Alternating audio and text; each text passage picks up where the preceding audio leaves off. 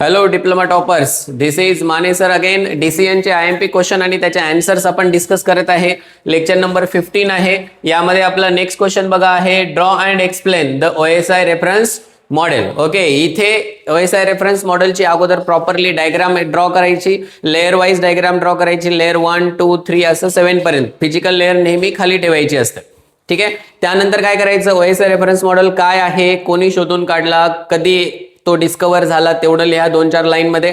आणि त्यानंतर OSI reference model काय असतो हे थोडंसं एक्सप्लेन करायचं आणि त्याचे जे लेयर्स आहेत त्या लेयरचे फंक्शन आपल्याला एक्सप्लेन करायचे असतात. क्वेश्चन मध्ये एक्सप्लेन OSI रेफरन्स मॉडेल असो का functions of OSI reference model असो, दोन्ही केसमध्ये आपल्याला त्याचे फंक्शन्स जे आहेत ते एक्सप्लेन करावे लागतात. त्यानंतर नेक्स्ट आहे draw and explain the TCP/IP reference model. जसा तुमचा OSI रेफरन्स मॉडेलचा आन्सर लिहिताय तसंच आन्सर आपल्याला TCP/IP रेफरन्स मॉडेलचं पण लिहायचं आहे. आणि हां, जर पॉसिबल असेल तर OSI आणि TCP ची diagram side by side draw करायची याचा आन्सर लिहिताना TCP/IP रेफरन्सचं.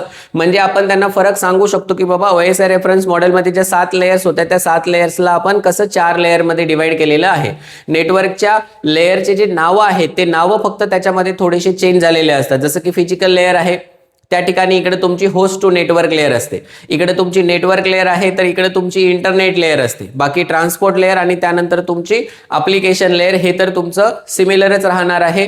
याचे आन्सर्समध्ये तुम्हाला डिफरन्स दिसला पाहिजे, त्यासाठी याचे 2 वेगवेगळे आन्सर्स तुम्हाला ऑलरेडी मी नोट्समध्ये प्रोव्हाइड केलेले आहेत.